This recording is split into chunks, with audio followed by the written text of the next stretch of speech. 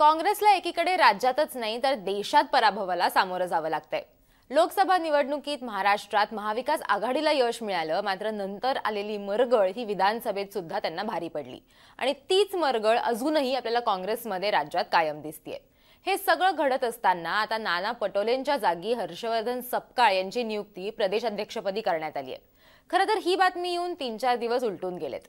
असं असलं तरीही याबद्दलची जी चर्चा आहे ती अजूनही होतीये आणि त्यामागचं कारणही तसंच आहे आणि ते महत्त्वाचं आहे। आणि ते म्हणजे पृथ्वीराज चव्हाणांनी या नियुक्तीबाबत आश्चर्य व्यक्त केलंय। ते काय म्हणालेत ते बघूया, पण या नियुक्तीवरून अनेक प्रश्न उपस्थित होत आहेत। हर्षवर्धन सपकाळ यांचा आता प्रवास आणखीन खडतर होणार आहे का? महाराष्ट्रात काँग्रेसला ऍक्टिव्ह करण्यासाठी ज्येष्ठ नेत्यांचा त्यांना पाठिंबा मिळेल का किंवा तो नसेल का? एकूणच काँग्रेसचा हा निर्णय योग्य ठरणार का, हे सगळं आपण समजून घेऊयात। नमस्कार, मी देवयानी आणि तुम्ही बघताय मुंबई तक। द इंडियन एक्सप्रेसशी बोलत असताना पृथ्वीराज चव्हाण हे काय म्हणालेले आहेत आणि त्यांचं जे वक्तव्य होतं त्याच्यावरती आता महाराष्ट्रात चर्चा सुरू झालेली आहे।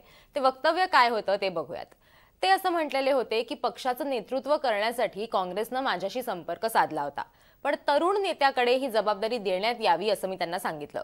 पण जेव्हा हर्षवर्धन सपकाळ यांच्या नावाची घोषणा झाली तेव्हा मलाही आश्चर्य वाटलं, कारण त्यांचं नाव चर्चेतही नव्हतं। मला वाटलं होतं की कोल्हापूरचे सतेज पाटील या पदावर येतील। आम्ही सतेज पाटील यांचं नाव पक्षश्रेष्ठींना कळवलं होतं।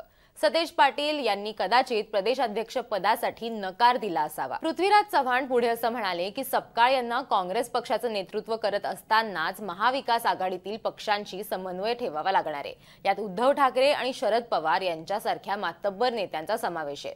जर प्रस्थापित नेत्यांनी हे पद घेण्यास नकार दिला असेल तर पक्षासमोर फारसा पर्याय उरलेला नाही। आमच्यासाठी आता हा विषय संपलाय। सपकाळ पुढे कसं काम करतात ते पाहू। पृथ्वीराज चव्हाणांच्या या वक्तव्यानंतर प्रश्न पडतो तो म्हणजे काँग्रेसला सध्या महाराष्ट्रात स्वतःला पुन्हा एस्टॅब्लिश करणं गरजेचं आहे। असं असताना जर ज्येष्ठ नेत्यांचा पाठिंबा नसेल तर हे शक्य होणार आहे का? आणि मुळात हर्षवर्धन सपकाळ यांचं नाव चर्चेत नसूनही काँग्रेसनं त्यांना ही संधी देणं हे काँग्रेसला महागात पडणार आहे का?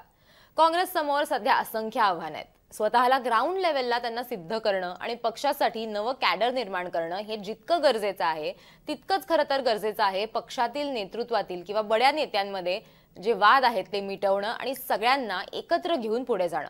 आणि हे मी नाही तर काँग्रेसचे जे नेते आहेत सतेज पाटील ते सुद्धा हेच म्हणालेले आहेत। त्यांचं वक्तव्य काय होतं किंवा त्यांनी या सगळ्यावरती काय म्हटलेलं आहे तेही बघूयात। त्यांचं नाव चर्चेत असताना सपकाळ यांची नियुक्ती करण्यात आली त्याच्यामुळे ते नाराज होते असं सुद्धा म्हटलं जात होतं, पण त्यांनी असं काहीही नसल्याचं म्हटलंय आणि पक्षानं योग्य निर्णय घेतलाय असंही ते म्हणालेत। ते काय म्हणालेत तर पक्षानं योग्य निर्णय घेतलाय। सपकाळ हे उत्तम संघटक आहेत। पक्षाच्या कार्यकर्त्यांना एकत्र बांधून पुढे नेण्यासाठी आवश्यक असणारं कौशल्य हे त्यांच्याकडे आहे। पक्षाच्या कार्यकर्त्यांना प्रशिक्षित करून त्यांना भविष्यातील आव्हानांचा सामना करण्याची क्षमता त्यांच्याकडे आहे। ते एक तटस्थ व्यक्ती असून त्यांच्यावर भूतकाळात कुठलेही आरोप झालेले नाहीयेत। त्यांचं व्यक्तिमत्व हे साधं असून त्यांनी जिल्हा परिषद अध्यक्ष आणि आमदार म्हणून काम केलंय। तसंच ते सर्वांना उपलब्ध होतील। ते सकाळी 9 वाजता पक्ष कार्यालयात येतात आणि रात्रीपर्यंत सर्वांना भेट देतात। सतेज पाटील पुढे असं म्हणालेत आणि ते जे म्हणालेत ते अत्यंत महत्त्वाचं आहे। ते असं म्हणालेत की त्यांना सबंध महाराष्ट्रातून नेते आणि कार्यकर्त्यांचे फोन येत आहेत। मी प्रदेशाध्यक्ष पद का घेतलं नाही अशी विचारणा केली जाते। खरं सांगायचं तर 4 वर्ष हे पद सांभाळणं हे माझ्यासाठी कठीण होतं। मी फार तर 2 वर्ष पद सांभाळू शकलो असतो, त्यामुळे मी माघार घेतली। आज पक्षाचं पुनरुज्जीवन करणं ही प्राथमिकता आहे। सपकाळ यांनी नवीन कार्यकर्त्यांना जोडण्यावर लक्ष केंद्रित केलं, तसंच जिल्ह्यांना भेटी देऊन पक्षातल्या नेत्यांमधले जे मतभेद आहेत ते दूर केले तरी ते पक्षाला पुनरुज्जीवित करण्यात यशस्वी होतील असं सतेज पाटील यावेळेला म्हणालेले होते। आता एकंदरीतच हर्षवर्धन सपकाळ हे कसं काम करतात याच्याकडे सगळ्यांचं लक्ष असणार आहे, पण त्यांच्या समोरचा सगळ्यात मोठा टास्क आहे तो म्हणजे पक्षातल्या नेत्यांना पुढे घेऊन जाणं, अनेक विषयांवरती भूमिका मांडणं किंवा काँग्रेसकडे जो सत्तेतील पक्ष आहे त्यांना प्रत्युत्तर देण्यासाठी किंवा त्यांचा विरोध करण्यासाठी कुठलाही स्ट्रॉंग मुद्दा नव्हता, कुठलाही स्ट्रॉंग बेस नव्हता, तो बेस तयार करणं आणि तो बेस महाराष्ट्रात काम करून तयार करणं, कार्यकर्ते नव्यानं उभं करणं हे त्यांच्यासाठी गरजेचं असणार आहे। हे सगळं करण्यासाठी हर्षवर्धन सपकाळ कुठली पावले उचलतात ते महत्त्वाचं असणार आहे।